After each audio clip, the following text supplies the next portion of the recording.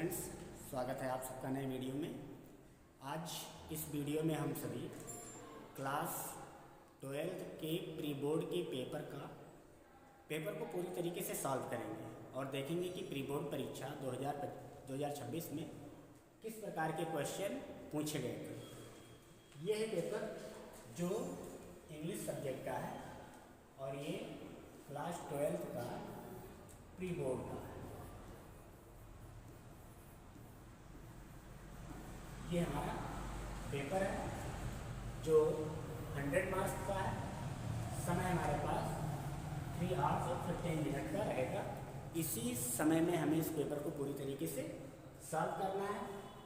ये section A के question है। इसके बाद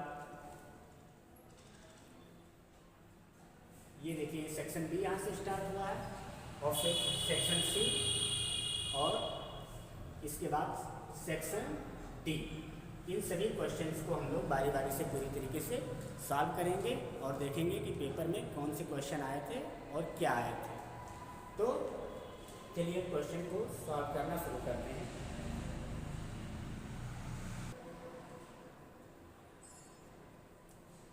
ये देखिए हमारे यहाँ से स्टार्ट होता है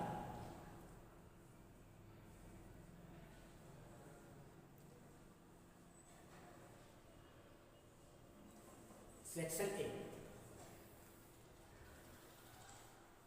सेक्शन ए का फर्स्ट क्वेश्चन है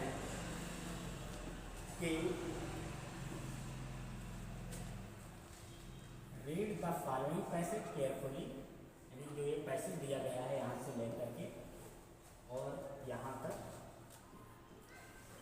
इस पैसेज को हमें केयरफुली सावधानीपूर्वक पढ़ना है एंड आंसर और उत्तर देना है द क्वेश्चन दैट फॉलो। और उन प्रश्नों के उत्तर देने हैं। नीचे क्वेश्चन दिए हैं, इनके आंसर देना है। तो जल्दी से एक नज़र डाल लेते हैं हम लोग पैसेज पर कि पैसेज क्या आया है। पैसेज है life is not a bed of roses, अर्थात जीवन फूलों की सेज नहीं है, जीवन आसान नहीं है। But a bed of thorns, बल्कि ये कांटों का बिस्तर है, अर्थात जीवन कठिनाइयों से भरा हुआ है। It is full of various dangerous and difficulties, ये विभिन्न प्रकार की कठिनाइयों से भरा हुआ है। दे मस्ट बी ओवरकम, जिन पर विजय प्राप्त करना चाहिए। If we want to succeed in our life, यदि हम अपने जीवन में सफलता पाना चाहते हैं तो।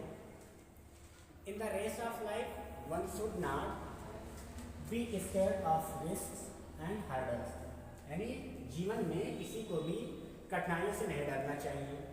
Naturally they are bound to come our way, जो हमारे रास्ते में आए। Those who welcome hurdle and risk succeed in life, science could not have made such wonderful achievement if our scientist had not risk their life and comfort. यानी जीवन में हमारे जो भी कठिनाइयाँ आए उनका हमें सामना करना चाहिए और हमें उन कठिनाइयों का जीवन में क्या करना चाहिए, स्वागत करना चाहिए, अर्थात उनका हमें मुकाबला करना चाहिए। विज्ञान ने इतने अच्छे अचीवमेंट्स प्राप्त नहीं किए होते अगर हमारे वैज्ञानिक अपने जीवन में रिस्क न लेते, अपने कंफर्ट को न त्यागते। The more difficult our work is the harder would be our effort to perform it. Life is not smooth sailing pretty difficulty frighten weaker hearts while risk and diligence bring success for the day. ये था हमारा passage और इस passage से related जो हमारा पहला question है, फर्स्ट क्वेश्चन है कि what should we do to succeed in life. ध्यान रखिएगा ये 15 मार्क्स का पूछा जाता है और इसी 15 मार्क्स में ये पहला क्वेश्चन है कि what should we do to succeed in life. What should we do, हमें क्या करना चाहिए टू सक्सीड इन लाइफ, जीवन में सफल होने के लिए। तो देखिए इसका आंसर इसी पैसेज के अकॉर्डिंग लिखा गया है। ये हमारा आंसर कि we should face danger risk and difficulty bravely to succeed in life. यानी अगर हमें जीवन में सफल होना है तो हमें खतरों, रिस्क, डिफिकल्टीज, कठिनाइयों का बहादुरी पूर्वक क्या करना पड़ेगा, सामना करना पड़ेगा, सामना करना चाहिए अगर हमें जीवन में सफल होना चाहते हैं तो। अगला क्वेश्चन है हमारा इसी पैसेज का कि what should one not be scared of. यानी किसी को भी किस चीज़ से नहीं डरना चाहिए, ये एक क्वेश्चन है। आंसर देखते हैं इसका, ये है इसका आंसर कि one should not be scared of risk and hurdle in life, यानी जीवन में किसी को भी रिस्क या हर्डल से डरने की जरूरत नहीं है, उनसे डरना नहीं चाहिए। अगला क्वेश्चन है C, how did our scientist make wonderful achievement, वैज्ञानिकों ने इतने वंडरफुल अचीवमेंट्स उपलब्धियां कैसे प्राप्त की हैं। देखिए आंसर है इसका, our scientist make wonderful achievements by risking their life and comfort and working hard, यानी हमारे साइंटिस्ट ने अपने ये जो अचीवमेंट प्राप्त किए वो रिस्क, अपने जीवन में रिस्क लेकर, अपने कंफर्ट को त्याग करके और कठिन मेहनत करके क्या किए, प्राप्त किए। अब इसके बाद आगे बढ़ते हैं। अगला है डी, इसी पैसेज का अगला है डी क्वेश्चन। डी क्वेश्चन है, ये क्वेश्चन है कि explain in your own word life is not smooth selling, यानी ये एक सेंटेंस लिख दिया गया है और इसको हमें अपने वर्ड्स में एक्सप्लेन करना है उसी पैसेज के अकॉर्डिंग। तो देखिए, it means life is not easy, जो पैसेज लिखा है इसमें इसका मतलब क्या है, इजी, हमारा जीवन क्या है, आसान नहीं। इसका अर्थ है कि it means life is not easy, जीवन आसान नहीं है। इट हैज मैनी प्रॉब्लम्स, इसमें बहुत सारे क्या होते हैं, प्रॉब्लम्स होती हैं, समस्याएं होती हैं, डिफिकल्टीज, कठिनाइयाँ होती है, व्हिच मस्ट बी फेस, जिसका हमें फेस करना पड़ता है, सामना करना पड़ता है। ये इसका क्या हो गया, मीनिंग हो गया अपने वर्ड्स में। अब इसी पैसेज का लास्ट क्वेश्चन है, क्वेश्चन नंबर ई। क्वेश्चन है कि find a word in the passage that means without trouble.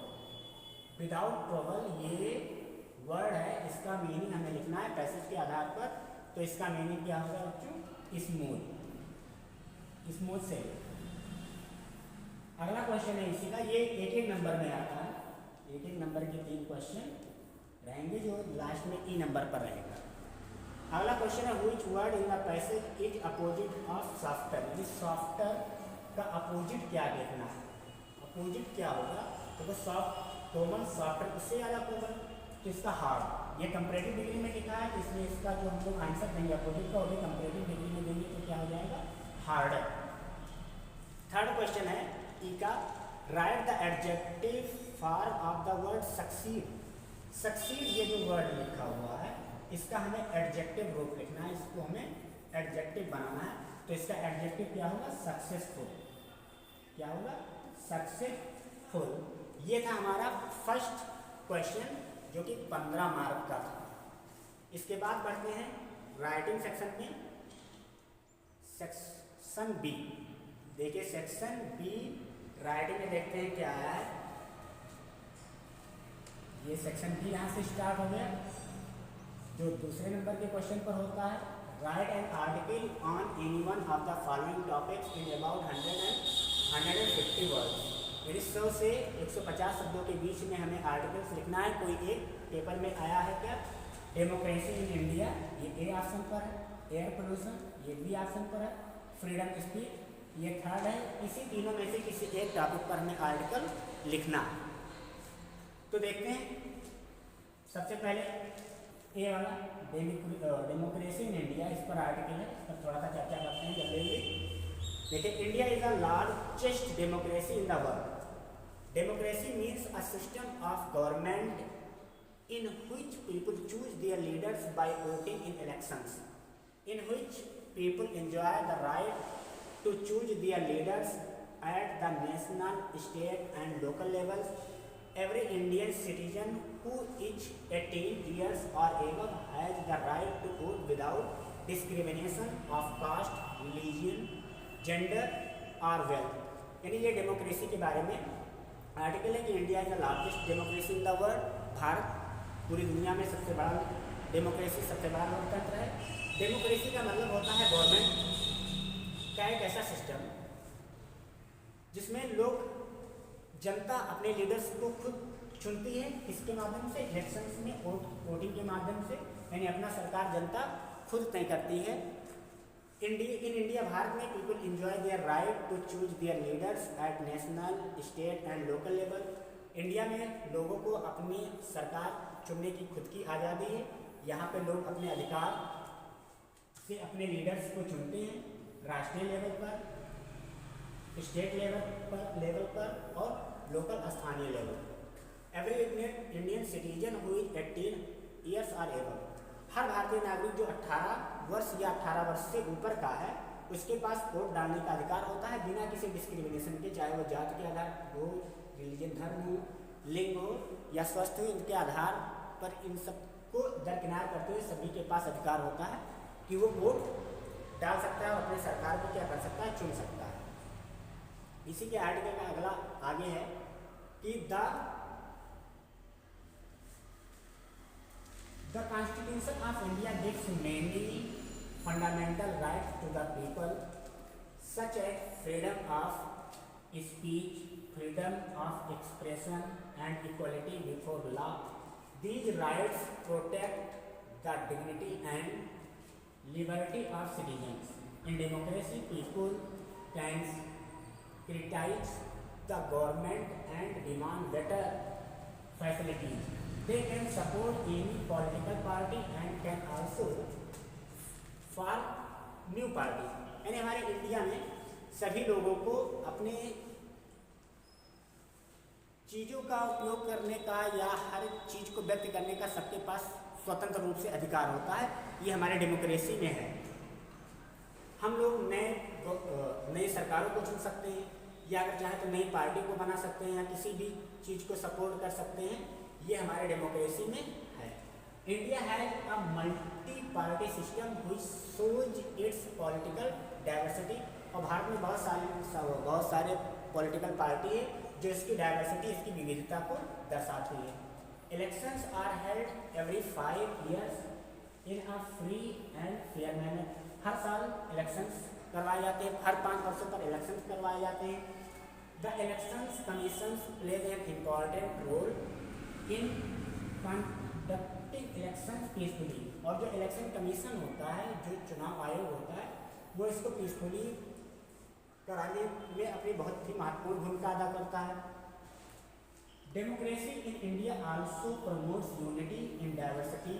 People of different cultures, language and religions live together and contribute to the nation. However challenges like corruption, poverty and liberty still need attention.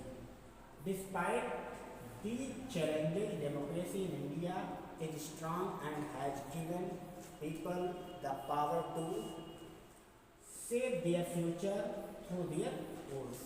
ये था हमारा democracy पर article. इसके बाद इसमें जो B option पर article आया, इस पर भी हम लोग थोड़ा सा चर्चा कर लेते हैं। बी था एयर पोल्यूशन, वायु प्रदूषण। इसमें 2 आर्टिकल्स को हम लोग देखेंगे। थर्ड वाला इसमें नहीं है क्योंकि वीडियो बहुत ही ज़्यादा लंबी हो जाता है, इसलिए। तो बी है क्या, एयर पोल्यूशन। जो पहला वाला था ये वाला था या इसके बाद ये वाला था, तीनों में से हमें एग्जाम में कोई एक करना रहेगा। Air pollution is one of the major environmental problems in the world. यानी संसार में जो एयर पोल्यूशन की समस्या है बहुत ही ज़्यादा क्या है, गंभीर। It means mixing of harmful gases and dust in the air. इसका मतलब ये है कि हमारे जो एयर है, जो हमारा सांस लेने के लिए जो ऑक्सीजन गैस है या जो वायुमंडल में हमारे उपयोगी गैस है, इनमें बहुत सारे हार्मफुल चीज़ें, हार्मफुल गैस या डस्ट मिल जाते हैं जिससे ये हवा दूषित हो जाती है। The main causes of air pollution are smokes from vehicle. जो वायु प्रदूषण का सबसे मेन कारण है कि व्हीकल्स, वाहनों से निकलने वाले स्मोक्स, धुएँ हैं, फैक्ट्रियों से जो निकलने वाले धुएँ हैं, एंड बर्निंग ऑफ गार्बेज, और जो कूड़े करकट की ढेर में आग लगा दिया जाता है, इससे भी एयर पोल्यूशन होता है। It is very harmful for our health. ये हमारे हेल्थ के लिए बहुत ही क्या है, हानिकारक है। एयर पोल्यूशन बहुत ही ज़्यादा हानिकारक है हमारे स्वास्थ्य के लिए। It can cause asthma, breathing problem and lung disease. इससे अस्थमा, सांस लेने में समस्याएं, और लंग डिजीज, फेफड़े संबंधी रोग हो जाते हैं। Air pollution also affect animals and plants. जो एयर पोल्यूशन होता है ये प्लांट्स और एनिमल पर भी अपना प्रभाव डालता है। To control air pollution be should plant more trees. Air pollution पर कंट्रोल करने के लिए हमें ज़्यादा से ज़्यादा पेड़ लगाने चाहिए। यूज बाइसिकल्स, ज़्यादा वाहनों का उपयोग नहीं करना चाहिए, बाइसिकल्स का यूज़ करना चाहिए। फॉर शॉर्ट डिस्टेंस, कम दूरी तय करने के लिए। एंड रिड्यूज, और कम करना चाहिए the use of smoke productive waste, और ऐसे वाहनों का यूज कम करना चाहिए जो ज़्यादा धुआं छोड़ते हैं, ज़्यादा वायु को दूषित करते हैं। Factories must use filters to stop harmful gases. फैक्ट्रियों को भी चाहिए कि हार्मफुल गैसों को बाहर ना छोड़ा जाए, उन्हें फिल्टर किया जाए। From mixing into the air, जिससे वो एयर में मिक्स ना हो। Clean air is very important for a healthy life. स्वस्थ जीवन के लिए क्लीन एयर बहुत ही ज़्यादा आवश्यक है। So everyone must work together to reduce air pollution. इसलिए सभी लोगों को एयर पोल्यूशन को रिड्यूस कम करने के लिए हमें एक साथ काम करना चाहिए एंड प्रोटेक्ट आवर एनवायरनमेंट, और अपने एनवायरनमेंट को प्रोटेक्ट करना चाहिए, उनकी रक्षा करनी चाहिए। ये था आर्टिकल हमारा सेकंड। इसके बाद हम लोग तीसरे क्वेश्चन पर आते हैं। तीसरा क्वेश्चन है क्वेश्चन नंबर 3 कि write a letter to the editor of a national newspaper. National newspaper के एडिटर को हमें एक क्या लिखना है, लेटर लिखना है। एक्सप्रेसिंग योर डिसकंटेंट, जिसमें हमें अपने डिसकंटेंट, अपनी असंतुष्टि एंड ग्रीफ और अपने दुख के बारे में बताना है। अगेंस्ट माल प्रैक्टिसेस मीन्स जो कोई व्यक्ति अपना काम सही तरीके से ना करे, धोखेबाजी करे। इन कम्पिटिटिव एग्जामिनेशन, प्रतियोगी परीक्षाओं में। इसके बाद इसी में अथवा लगा करके जो दूसरा क्वेश्चन इसी में है, ये फर्स्ट वाला तो लेटर है, इसके बाद ये एप्लीकेशन आया है। एप्लीकेशन पर नजर डालते हैं कि कौन सा एप्लीकेशन आया था परियोजना में। तो write an application to the principal of your college, यानी अपने कॉलेज के प्रिंसिपल को एक एप्लीकेशन लिखना है for arranging better games and sports facility. इसमें स्पोर्ट और गेम फैसिलिटी की बेहतर व्यवस्था करो। इस पर हमें क्या लिखना है, लेटर लिखना है प्रिंसिपल को, एप्लीकेशन लिखना है प्रिंसिपल को, और इस पर हमें एक लेटर लिखना है। तो चलिए इसका आंसर देखते हैं।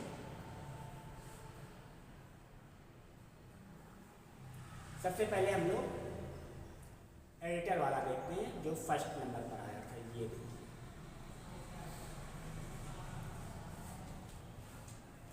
देखिए ये लेटर है जो पहले ऑप्शन पर आया था। The editor, national daily newspaper new Delhi.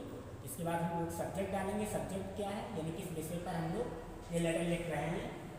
Complaint against malpractices in competitive exam. ये हमें क्वेश्चन से ही मिल जाएगा, यानी सब्जेक्ट लिखने के लिए आपको ज़्यादा सोचना नहीं है।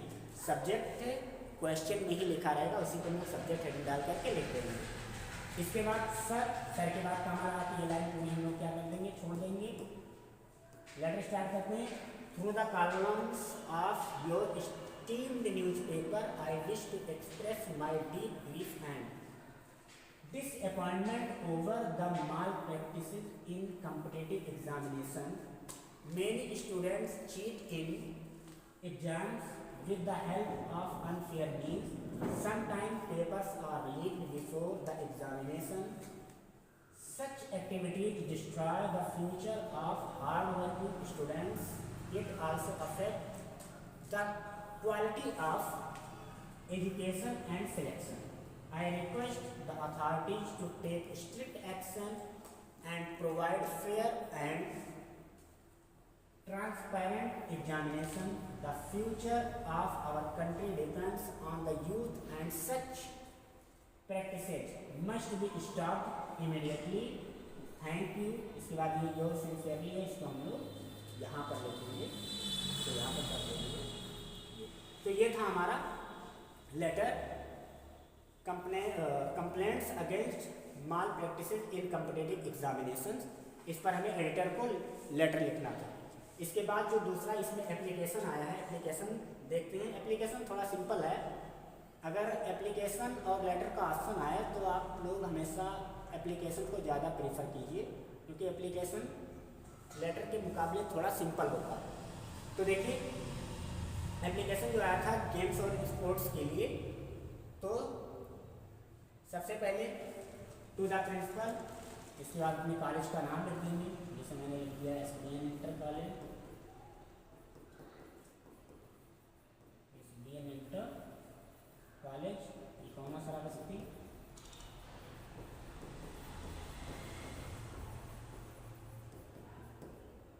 ये अब इसके बाद ये छोड़ देंगे, इसको ऐसे ही लिखेंगे एक लाइन से टू लिखने के बाद कॉमा, फिर नीचे यहाँ से लिखेंगे द प्रिंसिपल, इसके बाद अपने स्कूल का नाम और फिर स्थान का नाम कि स्कूल कहाँ पर है। इसके बाद हम लोग नीचे क्या डाल देंगे, सब्जेक्ट डाल देंगे कि किस विषय पर, किस चीज़ पर हम लोग प्रिंसिपल को एक एप्लीकेशन लिख रहे हैं। तो यहाँ पर सब्जेक्ट डाला गया कि request for better games and sport facilities, इसके लिए हमें प्रिंसिपल को एप्लीकेशन लिखना है। अब रिस्पेक्टेड सर एंड मैडम, आप एक ही लिखेंगे, रिस्पेक्टेड सर या रिस्पेक्टेड मैडम में से कोई एक। इसके बाद I beg to state that I am I student of your state college, मैं आपसे निवेदन करता हूँ, सेवा में आपसे निवेदन करता हूँ कि मैं आपके कॉलेज का एक क्या हूँ, छात्र हूँ। और college have always encourage student to take part in co curricular activities, यानी हमारे कॉलेज ने हमेशा बच्चों को किसी भी एक्टिविटीज में प्रतिभाग करने के लिए हमेशा इनकरेज किया है। However the exciting games and sports facility in the college are insufficient and require improvement, यानी जो हमारे विद्यालय में जो गेम्स स्पोर्ट्स संबंधित चीज़ें हैं वो इनसफिशिएंट है, अपर्याप्त है, और इनमें कुछ और इम्प्रूवमेंट करने की क्या है, आवश्यकता है। Many students are really interested in outdoors and indoors game, बहुत से छात्रों की बाहर और अंदर, यानी कुछ खेल ऐसे होते हैं जो घर के बाहर खेले जाते हैं, कुछ खेल ऐसे होते हैं जो घर के अंदर खेले जाते हैं। जो बाहर खेले जाते हैं आउटडोर गेम्स कहलाते हैं, जो अंदर खेले जाते हैं उसे इंडोर्स गेम्स कहते हैं। तो आउटडोर गेम्स या इंडोर्स गेम खेलने के क्या है, इच्छुक हैं, but due to a lack of proper equipment, लेकिन प्रॉपर इक्विपमेंट यानी उचित संसाधनों की क्या है, लैक ऑफ कमी, उचित संसाधनों की क्या है, कमी। Ground maintenance and training facilities, ये सब में क्या है, कमी। They are unable to practice effectively, जिससे वो इफेक्टिवली प्रैक्टिस नहीं कर पा रहे हैं। Sports play a vital role in maintaining good health, discipline and team spirit among student. जो स्पोर्ट होता है वो हमारे गुड हेल्थ को मेंटेन करने में, डिसिप्लिन को मेंटेन करने में, टीम स्पिरिट को मेंटेन करने में ये स्टूडेंट्स के बीच बड़ा ही मदद करती है, बहुत ही मददगार होती है। They also help in enhancing the reputation of the college and inter college competition, और ये हमारे कॉलेज और इंटर कॉलेज के कंपटीशन को भी इनहेंस करती है, बढ़ाती है। इसके बाद ये लाइन यहाँ से हम लोग लीव कर देंगे, ये पैराग्राफ चेंज करके दूसरी लाइन से लिखेंगे, therefore I kindly request you to arrange better sports equipment, improve the playground and provide proper coaching so that students may actively participate in games and sports activities। इसके बाद ये लिखने के बाद फिर से हम ये लाइन छोड़ रहे हैं, पैराग्राफ चेंज करके दूसरी लाइन से लिखेंगे, I shall be highly obliged for your kind consideration, thanking you. इसके बाद ये योर्स ओबिडेंटली, ये चीज़ हम लोग यहाँ पर लिख देंगे। ध्यान रखेंगे कि जब बोर्ड एग्जाम में ऐसी चीज़ें लिखेंगे तो योर्स ओबिडेंटली लिखने के बाद XYZ या ABCD या XX कुछ लिख देंगे, क्लास डाल देंगे, अपना नाम या मोबाइल नंबर, इन चीज़ों को नहीं डालना है। इसके बाद हम लोग बढ़ते हैं सेक्शन C पर। सेक्शन C ग्रामर आ गया, ये देखिए सेक्शन C बहुत ही महत्वपूर्ण होता है क्योंकि यहाँ पर पॉइंट टू पॉइंट नंबर मिलता है। ऑप्शनल होते हैं, अगर हमारा गलत ऑप्शन पर टिक हो गया तो हमारा 2 नंबर तुरंत क्या हो जाएगा, माइनस हो जाएगा। तो सबसे पहले आप अच्छे से क्वेश्चन को समझिए, इसके बाद तब आंसर को टिक कीजिए। पहला है question 4, choose the correct option to answer the following question. ये देखिए 5 क्वेश्चन है, एक क्वेश्चन का मार्क्स 2 है। फर्स्ट क्वेश्चन है, one who is present everywhere, वो जो हर जगह प्रेजेंट रहता है, हर जगह उपस्थित रहता है, क्या है, ये है, ये है, ये है, क्या, ओमनी प्रेजेंट। ऑप्शन थर्ड बताइए, सर्वव्यापी, क्या होता है, सर्वव्यापी। सर्वव्यापी। तो गॉड। दूसरा फ्रेज है the phrase out of question means, यानी आउट ऑफ क्वेश्चन यानी हमारे क्वेश्चन हमारे सिलेबस से बाहर, इसका मीन्स, इसका अर्थ क्या होगा। तो देखते हैं इसका अर्थ क्या होगा। Probable, probably, possible, impossible. तो आउट ऑफ क्वेश्चन इसका मीन्स क्या होगा। इम्पॉसिबल, असंभव, असंभव। असंभव की मीनिंग इसमें क्या लिखी है, ऑप्शन नंबर देखिए 4 पर क्या है, इम्पॉसिबल। तो आउट ऑफ क्वेश्चन मीन्स क्या होगा, इम्पॉसिबल। सी क्वेश्चन है द सिनोनिम ऑफ विक्ट्री। यहाँ पर सिनोनिम यानी इसी के मीनिंग का दूसरा वर्ड हमें ढूंढना है, लिखना है। सिनोनिम में पर्यायवाची होता है विक्ट्री। विक्ट्री मीन्स क्या होता है, आपको पता ही होगा, विजय। यानी विजय की दूसरी इंग्लिश क्या होगी। तो इसमें ऑप्शन में देखेंगे कॉन्क्वेस्ट, डिफीट, पावर, प्रोग्रेस। तो कॉन्क्वेस्ट इसका मतलब भी क्या होता है, विजय। तो ऑप्शन ए इज राइट। इसके बाद डी क्वेश्चन देखते हैं कि डी पर क्या है। डी में सिंटैक्स से रिलेटेड क्वेश्चन है कि the pen is mightier than the sword. इसमें हमें फाइंड करना है कि सेंटेंस में किस वर्ड में एरर है। तो देखिए द पेन, द तो सही, इसमें कोई एरर नहीं है, अर्थात ये ऑप्शन नहीं सही है। स्वॉर्ड ये भी सही है, ये भी ऑप्शन नहीं सही है। माइटी, माइटी, देखिए ये यहाँ पर क्या लगा है, दैन। और दैन लगा है, इसका अर्थ ये हुआ कि ये जो सेंटेंस है ये कंपैरेटिव डिग्री में, इस डिग्री में कंपैरेटिव डिग्री में, कंपैरेटिव डिग्री के बाद हमेशा किसका यूज किया जाता है, दैन का यूज किया जाता है। लेकिन यहाँ पे क्या लिखा है, माइटी, जबकि यहाँ पर इसकी कंपैरेटिव डिग्री होनी चाहिए माइटियर। तो अर्थात इसमें माइटी क्या है, रॉन्ग है।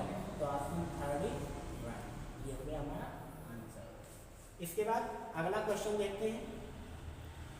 नेक्स्ट क्वेश्चन क्या है, नेक्स्ट है ये इसका माइटी का कंपैरेटिव डिग्री लिखा हुआ है, माइटियर, ये वहाँ पर होना चाहिए। इसके बाद ई क्वेश्चन है कि the antonym of failure is, failure का एंटोनिम लिखना है, यानी उल्टा, बिलो। फेलियर मतलब क्या होता है, असफल, असफल। तो इसका क्या होगा, सफल, सक्सेस। ये ऑप्शन नंबर थर्ड ही राइट। इसके बाद 5 क्वेश्चन है। ए change anyone of the following into indirect speech. आप इसको सॉल्व करते समय पेपर को हाथ में ले रहिए, पेपर से क्वेश्चन को क्या करते रहिए, मैच करते रहिए। तो फर्स्ट जो डायरेक्ट आया है, लिखा है डायरेक्ट, ये डायरेक्ट सेंटेंस है कि my mother said to me did you go to school yesterday. इसको हमें इनडायरेक्ट में चेंज करना है। यहाँ पर देखिए ये क्वेश्चन मार्क लगा है, ताकि इंट्रोगेटिव सेंटेंस से। तो इसको सेड को आस्क में चेंज किया गया। ये देखिए माई मदर आस्क्ड मी, और ये डिड क्या है, एक हेल्पिंग वर्ब है। और जब हेल्पिंग वर्ब से बात की, रिपोर्टेड स्पीच की शुरुआत होती है तो कामा हटा करके इफ लगाएंगे। देखिए यहाँ पे इफ लगाया गया है। और एक चीज़ आपको हम बता दें कि जितने भी पहले इससे बोर्ड एग्जाम में नजर्स पूछे गए हैं, उन सबका एक वीडियो ही मैंने बना दिया है, आप उस वीडियो को वहाँ से देख सकते हैं। अब इसके बाद देखिए यू सेकंड पर्सन का प्रोनाउन है, ऑब्जेक्ट के अनुसार बनना ही हो गया। ये डिड लगा है, अर्थात ये दिखा रहा है कि पास्ट इंडेफिनिट टेंस का वाक्य है, पास्ट इंडेफिनिट को पास्ट परफेक्ट में चेंज कर दिया जाता है। तो हैड के साथ वर्ब का थर्ड फॉर्म, यानी my mother asked me if I had gone to school, और यस्टरडे को चेंज कर देते हैं द प्रीवियस डे, या अगर चाहे तो इसको हम लोग द डे बिफोर में भी चेंज कर सकते। यस्टरडे ये हमारा डायरेक्ट था फर्स्ट, इसमें एक और था 2, यानी ये वाला और ये, दोनों में से कोई एक हमें एग्जाम में करना है, लेकिन यहाँ पे हम लोग दोनों कर लेते हैं।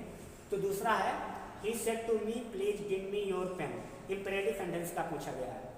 अब देखिए प्लीज, अगर प्लीज या काइंडली आएगा तो तुरंत हम लोग उस रिपोर्टिंग वर्ब को रिक्वेस्टेड में चेंज कर देंगे। देखो रिक्वेस्टेड में चेंज कर दिया गया है, ही रिक्वेस्टेड मी, और इम्पेरेटिव सेंटेंस में कामाज को हटा करके टू लगाते हैं और ये प्लीज गायब कर देते हैं, तो प्लीज यहाँ पर नहीं लिखना है।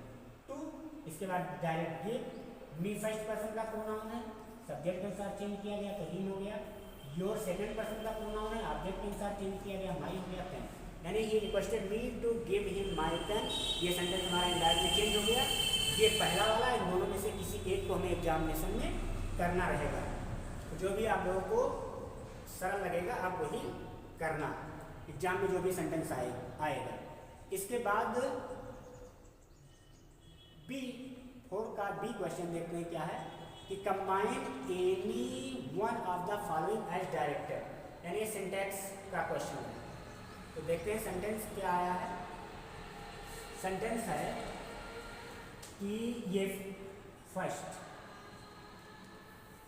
Ramesh is very busy, he can not attend the function. इसको कॉम्प्लेक्स सेंटेंस में करना है, यानी दो सेंटेंसेस को जोड़ करके कॉम्प्लेक्स सेंटेंस में क्या करना है कॉम्प्लेक्स सेंटेंस में दो क्लाज जो होते हैं, जिसमें एक प्रिंसिपल क्लाज होता है, एक सबऑर्डिनेट क्लाज होता है। सबऑर्डिनेट कंजंक्शन से जुड़े क्लाज को सबऑर्डिनेट क्लाजेज कहते हैं, और सबऑर्डिनेट क्लाजेज अपने अर्थ के लिए प्रिंसिपल क्लाज पर क्या रहता है, डिपेंड रहता है। तो देखिए as Ramesh is very busy he can not attend the function. अब ये देखिए इसको सबऑर्डिनेट क्लाज में चेंज कर दिया गया। जो रीजन बताने वाला सेंटेंस जिसमें कारण लिखा, उसी कारण वाले सेंटेंस को ही हमेशा सबऑर्डिनेट क्लाज में चेंज करते हैं। देखिए वो फंक्शन को अटेंड क्यों नहीं कर सकता, क्योंकि रमेश बिजी है। तो कारण क्या है, ये कारण वाला है। तो इसी को देखिए सबऑर्डिनेट क्लाज में यहाँ पर लिख दिया गया, और ये सेंटेंस हमारा कॉम्प्लेक्स सेंटेंस हो गया। अब इसमें दूसरा सेंटेंस था जिसको कंपाउंड सेंटेंस में हमें करना है। सेंटेंस है कि Dayaram is a teacher, Dayaram एक टीचर है, ही इज अ पॉलिटिशियन, वो एक पॉलिटिशियन भी है। इसको कंपाउंड सेंटेंस में करना है। तो Dayaram is a teacher and he is a politician, compound sentence बहुत ही सिंपल है। आप कोऑर्डिनेटिंग सेंटेंस कोऑर्डिनेटिंग कंजंक्शंस को याद कर लीजिए, उसी से सेंटेंस को फ्राक से जोड़ दीजिए, आपका सेंटेंस हमेशा कंपाउंड सेंटेंस बन के तैयार हो जाएगा। तो ये वाले और ये वाले दोनों में से कोई एक करना था, यहाँ पर दोनों हम लोगों ने देख लिया है। अब सी देखते हैं, transform any one of the following as director, यानी ये जो सेंटेंस नीचे दिया गया है ये वाला और ये वाला, इन दोनों को हमें ट्रांसफॉर्म करना है। देखते हैं पहला किसमें करना है, mister Lawrence taught me chemistry, इसको पैसिव में करना है। तो वेरी सिंपल है, देखिए टॉट लिखा है, वर्ब का second form past indefinite tense का वाक्य है। अब देखिए इसमें ये भी ऑब्जेक्ट है, ये भी ऑब्जेक्ट है, तो वर्ब के बाद वाला आगे लेकर गए हैं हम। तो यहाँ पर हो गया आई, मी को सब्जेक्ट बनाएंगे आई, पास्ट इंडेफिनिट टेंस में बाद वर्ब लगाएंगे तो आई के साथ वाज, टॉट, उसके बाद केमिस्ट्री को वैसे ही नोट कर दिया, वैसे ही वर्ब का थर्ड फॉर्म होता जाता है बाय मिस्टर लॉरेंस, जो सेंटेंस हमारा पैसिव बाय में कन्वर्ट हो गया। अगर हम केमिस्ट्री को आगे लेकर जाए तो भी ऐसे ही बनेगा, chemistry was taught me by mister Lawrence, ये हमारा पैसिव में कन्वर्ट हो गया। Let the fan be switched off, ये देखिए ये पैसिव में दे दिया गया है, इसको एक्टिव में ट्रांसफॉर्म करना है। और ये सेंटेंस जो दिया गया है ये क्या है, इम्पेरेटिव है। इम्पेरेटिव है तो इसको डायरेक्ट सेंटेंस कह देंगे, स्विच ऑफ द फैन। देखिए एक्टिव में हो गया, let the fan be switched off, ये पैसिव में था। इसके बाद डी सिंटैक्स वाला question, correct any one of the following sentences, यानी ये जो सेंटेंस दिया गया है ये फर्स्ट ये सेकेंड, इन दोनों को हमें दोनों में से किसी एक को करेक्ट करना है। तो पहला सेंटेंस देखते हैं, Mohan and Sohan are talking to one another, इसमें गलत क्या है, इसमें यही गलत है, प्रोनाउन से संबंधित इसमें ये अर्थ था। वन एनदर का प्रयोग दो से अधिक के लिए किया जाता है, दो से अधिक के लिए, और यहाँ पर कितने लोग हैं, केवल दो, मोहन एंड सोहन, तो इसलिए दो के लिए किसका यूज किया करेंगे, ईच अदर। तो वन एनदर को हटा करके क्या कर देंगे, ईच अदर, बस ये सेंटेंस हमारा करेक्ट हो जाएगा और आपको 2 नंबर तुरंत मिल जाएगा। सेकंड सेंटेंस देखते हैं, distribute those mangoes between those student. आप यहाँ पर देखिए, यहाँ पे लिखा दोज स्टूडेंट्स, यानी स्टूडेंट्स की जो संख्या है ऐसा लग रहा है जैसे दो से क्या है ज़्यादा, दो से क्या है ज़्यादा, और दो के लिए बिटवीन का यूज करते हैं, दो से ज़्यादा के लिए एमंग। तो यहाँ पे दो से ज़्यादा है तो बिटवीन नहीं होना चाहिए, बिटवीन की जगह क्या हो जाएगा, अमंग। तो ये हमारा सेंटेंस करेक्ट हो गया है, बिटवीन हटा करके क्या कर देंगे, एमंग। याद रखिएगा ये प्रीपोजिशन है, दो के लिए बिटवीन, दो से ज़्यादा के लिए एमंग का प्रयोग किया जाता है।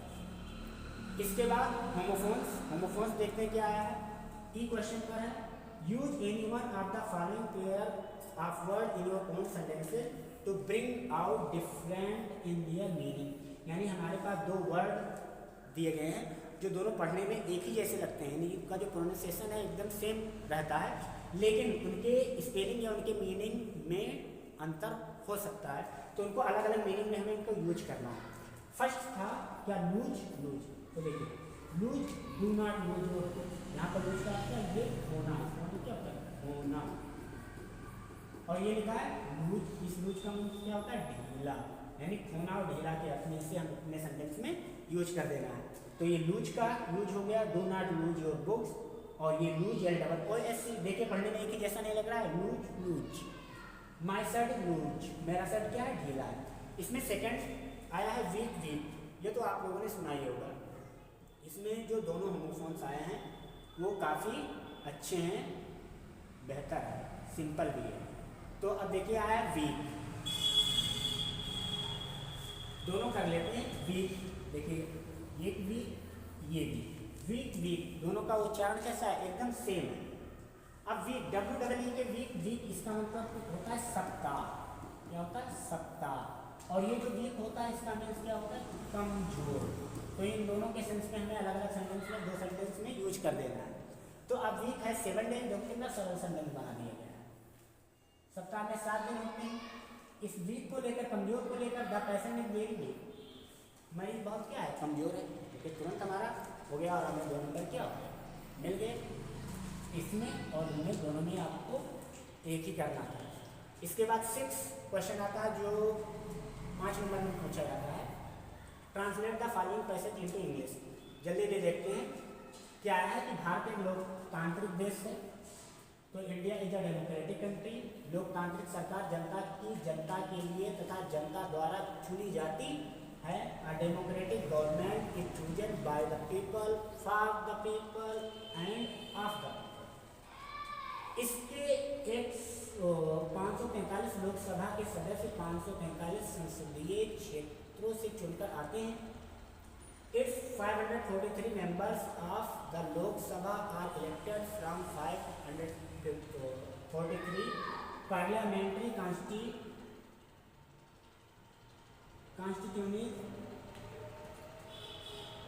वह संबंधित संसदीय क्षेत्रों की समस्याओं के निवारण हेतु सदन में सुझाव देते हैं।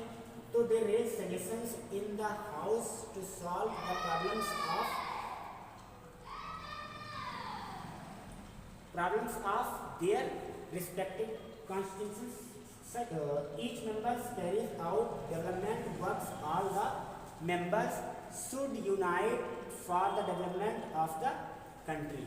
ये था हमारा क्या, ट्रांसलेशन। अब इसके बाद हम लोग डी, सेक्शन डी जो लिटरेचर का है, इस पर नज़र डालते हैं कि कौन कौन से क्वेश्चंस आए थे और उनके आंसर क्या हो सकते हैं। तो literature first, answer the following questions in about 40 words in A short का है। 4+4 8 मार्क्स का है, ये 2 क्वेश्चन है, हमें दोनों को करना है, अथवा लगा रहेगा, हमें 2 को छोड़ना भी है। Why did the peddler consider the word as a rat trap? ये द रैट ट्रैप चैप्टर का है। इसका अथवा क्वेश्चन है कि how did the instructor train Douglas, ये डीप वाटर का है। तो इसमें हमने आंसर नंबर फर्स्ट को लिया, फर्स्ट पर हम लोग चर्चा करेंगे। The peddler believed that the word is like a rat trap. जो पेडलर रहता है वो ऐसा विश्वास करता है, ऐसा सोच रखता है कि ये जो पूरी दुनिया है एक रैट ट्रैप, एक चूहेदानी है। Because it offers many tempting things, क्योंकि इसे बहुत सारी लुभावनी चीज़ों को ये ऑफर करती है। लाइक वेल्थ एंड जॉय, जैसे धन और आनंद। But once a person tries to take them, लेकिन एक बार अगर आदमी उसे लेने का प्रयास करे तो ही गेट ट्रैप्ड इन, तो वह उसमें फंस जाता है, डिफिकल्टीज कठिनाई। जस्ट लाइक, ठीक उसी तरीके से लाइक ए रैट, जैसे चूहा फंस जाता है इन द रैट ट्रैप, चूहेदानी में। इसीलिए वो रैट ट्रैप जो पेडलर है वो बिलीव करता है कि ये जो संसार एक पूरी तरीके से क्या, एक चूहेदानी है। बी क्वेश्चन है, how did friend feeling change about M Hamel and school. ये द लास्ट लेसन पार्ट का है, रोज का पहला ही chapter.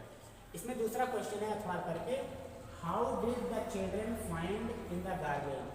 What did the children find in the garbage, ये लास्ट स्प्रिंग चैप्टर का है।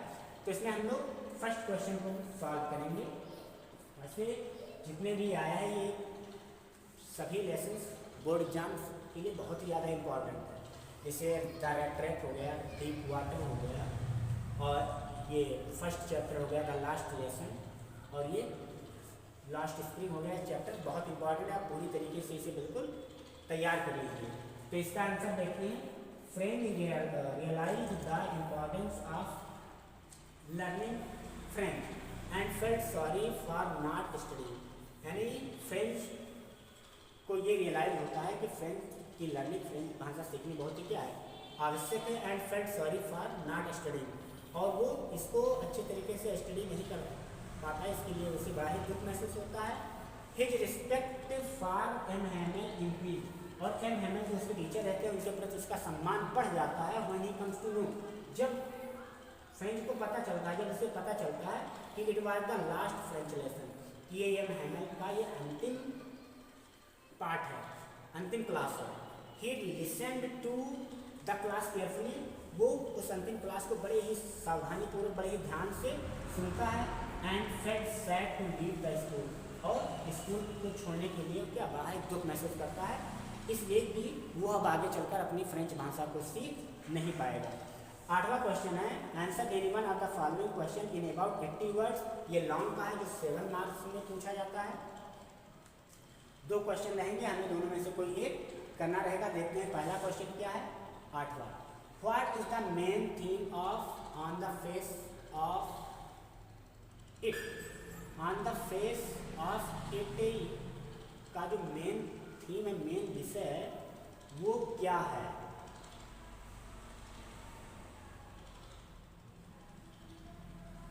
नहीं, इसका जो, हाँ ये आ गया क्वेश्चन 8वां ये। तो what is the main theme of on the face of it, जो on the face of it chapter है, इसका मेन थीम क्या है? दूसरा इसका 8वां वाला है, what are the hazard of working in the glass bangles industry. इन दोनों में से हमें कोई एक करना है। तो देखिए यहाँ पे हमने सेकंड वाला लिया है आंसर। तो working in the glass bangles industry is very dangerous, जो ग्लास बैंगल की इंडस्ट्री है इसमें वर्क करना बहुत ही क्या है, डेंजर से, बहुत ही खतरनाक। The workers have to work in a hot furnaces, जो वर्कर्स होते हैं उनको गर्म भट्टियों पर काम करना पड़ता है। नैरो डार्क रूम्स, और छोटे छोटे अंधेरे वाले कमरों में जहाँ पे लाइट बहुत कम रहती है वहाँ पे काम करना पड़ता है। The smoke and dust cause serious breathing and I problems, और जो स्मोक एंड डस्ट है इन सबसे सांस लेने में और आंखों पर बहुत ही ज़्यादा प्रॉब्लम डालती हैं। Children are also involve in this work, और इन कामों को में बच्चे भी इन्वॉल्व रहते हैं। Which affect their health and education, जिससे उनका स्वास्थ्य, उनका एजुकेशन बिल्कुल चौपट हो जाता है। Their dreams and opportunities are lost, और उनके जो स्वप्न हैं, उनके जो अवसर हैं, ये सारी चीज़ें खो जाती हैं। The workers remain poor through out their life, और जो वर्कर हैं वो सारी ज़िंदगी गरीब ही रह जाते हैं। And can not escape this work due to poverty, और पॉवर्टी, गरीबी के कारण मैं इस चीज़ से बच भी नहीं पाती। इसके बाद यहाँ से क्वेश्चन नंबर 9 स्टार्ट हो गया है कि read the following extract carefully and answer the question that follow. ये पोएट्री का है, यहाँ पे पोएट्री के कुछ लाइन्स दिए रहेंगे, कोई स्टेंजा दिया रहेगा, और उसको हमें पढ़कर उसका अर्थ थोड़ा बहुत समझकर और उसके प्रश्नों के उत्तर हमें देने रहेंगे। तो आंट जेनिफर स्टाइगर का यहाँ पे लाइन लिया गया है। तो आंट जेनिफर स्टाइगर princes across a screen bright carpet reminders of a world of green. They do not fear the man beneath the tree. They face peacefully chivalric certainty. ये था हमारा क्या, पोएट्री का स्टैंजा। एक क्वेश्चन है, how do Aunt Jennifer tiger behave. Aunt Jennifer का जो tiger था वो कैसा बिहेव करता था। तो aunt Jennifer tiger move proudly and fearlessly. They look confident and strong. ये इस तरीके से आंट जेनिफर का टाइगर बिहेव करता था। बी क्वेश्चन है कि why are the tigers not scared of the man beneath the tree. यानी जो टाइगर है ना, पेड़ के नीचे जो बैठे हैं, उनसे वो टाइगर आदमी से क्यों नहीं डरते हैं। तो the tigers are full of courage and confidence, जो टाइगर्स हैं वो full of courage and confidence से भरे हुए हैं। So they are not afraid of the man beneath the tree, इसलिए वो पेड़ों के नीचे जो आदमी है उससे वो डर नहीं रहे। अगला है how do the tiger pace, how do the tiger pace, ये पोएट्री का अगला है क्वेश्चन। तो इसका आंसर होगा the tiger pace in smooth and elegant manner with complete certainty. ये था हमारा स्टेंजा से रिलेटेड क्वेश्चन। इसके बाद है write the central idea of any one of the following points, यानी a thing of beauty, keeping quiet, my mother at 66, इन तीनों में से किसी एक का हमें सेंट्रल आइडिया लिखना है। जो भी सिंपल लगे आप उसे लिख सकते हैं। देखिए सबसे पहले अ थिंग ऑफ ब्यूटी का सेंट्रल आइडिया हम लोग नजर डाल लेते हैं। The central idea of the poem a thing of beauty is that beauty brings joy, beauty brings joy and peace to human life. Beautiful things in the nature like flowers, rivers and trees remove sadness and give us comfort. Beauty lives forever in our minds and gives us hope to face life. It makes our life meaningful and keeps us connected with nature. ये था हमारा central idea, जिसमें ये कुछ थोड़ा इसमें दो का सेंट्रल आइडिया दिया था, एक का नहीं। ये माई mother at 66, the poem my mother at 66, इस पोएम का सेंट्रल आइडिया आपको चैनल पर मिल जाएगा, जिसको पूरी तरीके से क्या किया गया, एक्सप्लेन किया गया है। आप वहाँ से भी देख सकते हैं। और बहुत इंपॉर्टेंट है ये 2026 बोर्ड के लिए, बहुत ही ज़्यादा इंपॉर्टेंट है ये दोनों। देखिए तब वहाँ से आप लोग वीडियो को देख करके और पूरी तरीके से तैयार कर सकते हैं। यहाँ देखिए the poem my mother at 66 is about the poets love and fear of her old mother. When the poet looks at her mother, she sees that her mother is very weak and old. This makes the poet afraid that her mother may die soon. The poet then looks outside and sees the children playing and trees full of life. This shows the differences between old age and youth. At the end, the poet smiles and says goodbye to her mother, but inside she feels sad and worried. The poem shows the fear of separation, the truth of old age and the daughter's deep love for her mother। ये थी central idea. और इसका अगर आप Hindi explanation देखना चाहते हैं तो वीडियो में आप लोग देख सकते हैं, एक्सप्लेन किया गया है। इसके बाद हम लोग अगले क्वेश्चन पर नज़र डालते हैं। क्वेश्चन नंबर 11 कि answer the following question in about 40 words, 40 शब्दों में 60 आंसर हमें देना है। What did the chief astrologer say to the tiger king? यानी टाइगर किंग पार्ट का है, बहुत ही इंपॉर्टेंट क्वेश्चन है कि जो मुख्य ज्योतिषी था उसने टाइगर किंग से क्या कहा। और दूसरा क्वेश्चन इसी का है, इनमी लेसन का है, इनमी चैप्टर का है। How did doctor सदाव operate the white man, कि वो जो अंग्रेज था, अमेरिकन था, उसको सदाव ने कैसे ऑपरेट किया था, उसका ऑपरेशन कैसे किया था। यहाँ फर्स्ट का आंसर दिया गया है। Answer number 8, the chief astrologer predicted that the tiger king would be killed by a tiger. आपको स्टोरी पता ही होगी, जो मुख्य ज्योतिषी था जो टाइगर किंग के बारे में भविष्यवाणी करता है कि इसकी मृत्यु किसके द्वारा होगी, बाघ द्वारा होगी। He warned that even if the prince killed 100 tiger, साथ में वो ये भी बताता, चेतावनी देता है कि महाराजा अगर चाहे तो इवन किल्ड 100 टाइगर, 100 बाघों को मार दो।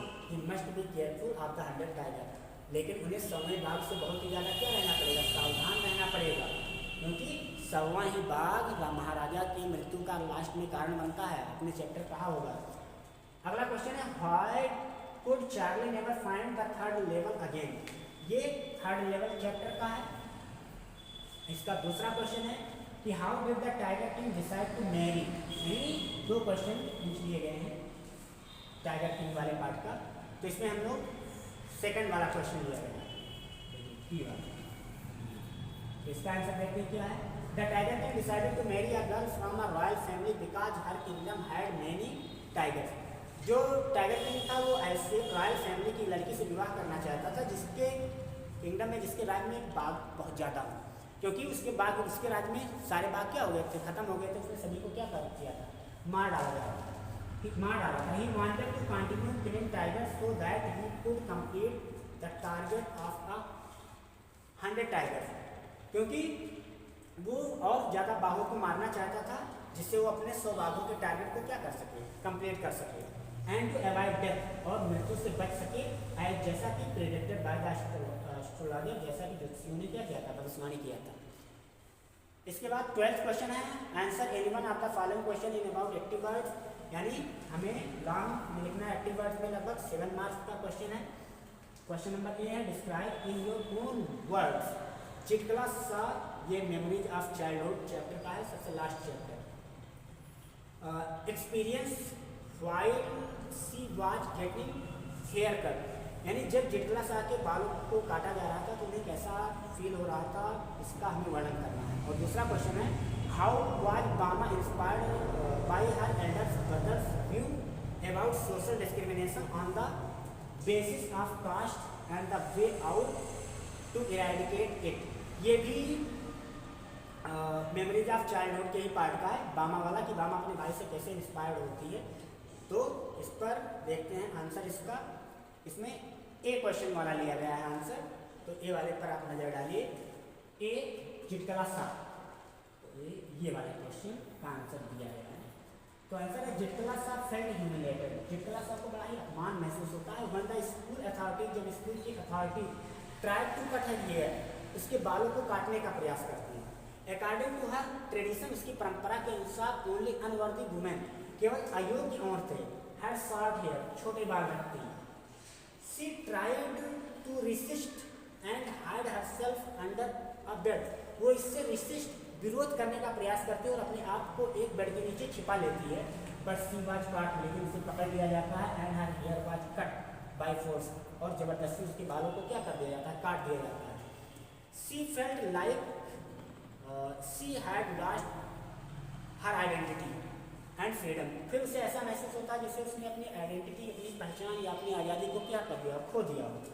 The incident made her feel sad, ये घटना उसे बहुत ही निराश दुखी कर देती है, हेल्पलेस निस्सहाय कर देती है, एंड इंसल्टेड, और बहुत ही ज़्यादा अपमानित कर देती है। ये था हमारा प्री बोर्ड का जो 2026 में यूपी बोर्ड में इंग्लिश का पेपर हुआ, उसका फुल सोल्यूशन। और इसके अगले वीडियो में हम लोग क्लास 10th का भी पूरा सोल्यूशन लेकर आएंगे। आप वीडियो को देखिए, क्योंकि इससे अक्सर करके क्वेश्चन प्री बोर्ड्स का मेन बोर्ड्स में अक्सर करके फंस जाता है। तो आप लोग इसे सॉल्व कीजिए और वीडियो को देखिए। Thank you. इतना ही होता है।